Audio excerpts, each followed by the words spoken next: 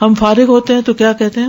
Bore ہو رہے ہیں، کچھ سمجھ ہی نہیں آتا کیا کریں، کوئی کرنے کا کام ہی نہیں ہے.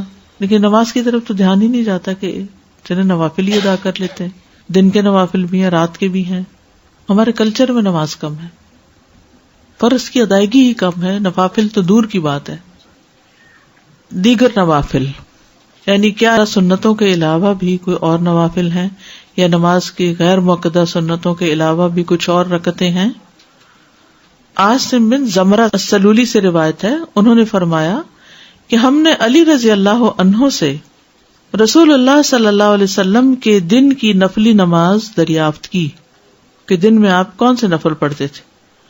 انہوں نے فرمایا تم ان کی طاقت نہیں رکھتے، تم اتنے نوافل نہیں پڑھ سکتے.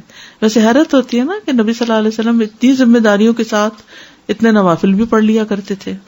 اللہ ہمیں بھی توفیق دے دے. ہم نے کہا آپ بیان تو فرمائیں، بتائیں تو صحیح کہ کیا تھا، ہم سے جس قدر ہو سکے گا عمل کر لیں گے.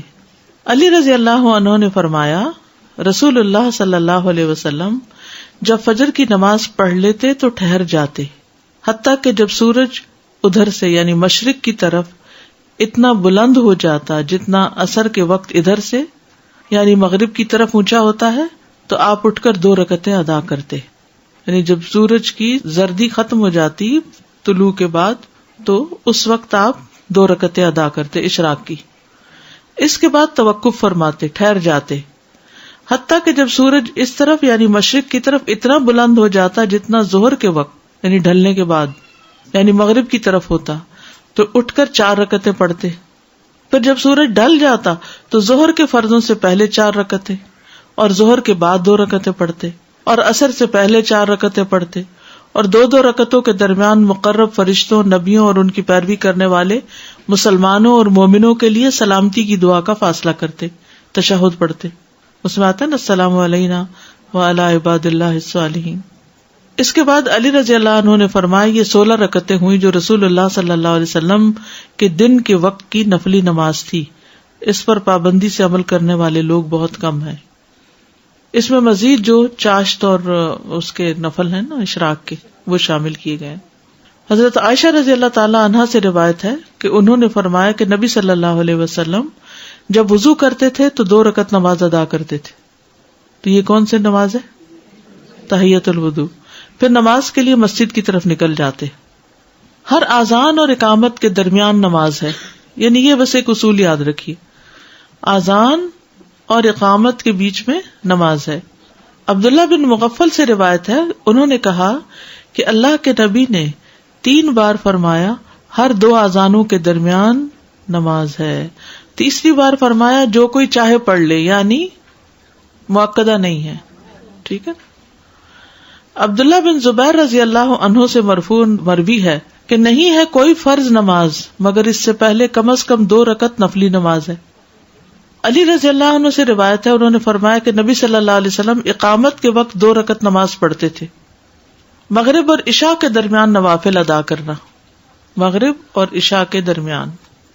انس رضی اللہ عنہ نے اللہ عز و جل کے اس فرمان کانوا قلیلا من اللیل ما یہجعون، یہ لوگ رات میں بہت کم سوتے تھے، اس کی تفسیر میں فرمایا کہ صحابہ مغرب اور عشاء کے درمیان نماز پڑھا کرتے تھے. مغرب اور عشاء کے درمیان نوافل. بعض لوگ ان کو اوابین کا نام دیتے ہیں، حالانکہ اوابین چاشت کی نماز کے لیے آتا ہے.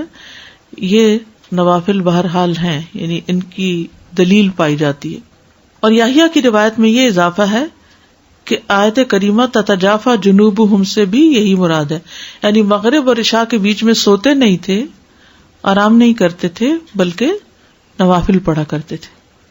اب دیکھیے کتنی ہمت تھی ان کی. سارا دن کام کے بعد جب لوٹے تو گھر پہنچ کے یعنی مغرب پڑھ کے آئے، گھر پا کے پھر نماز شروع کر دی، پھر عشاء پڑھنے چلے گئے.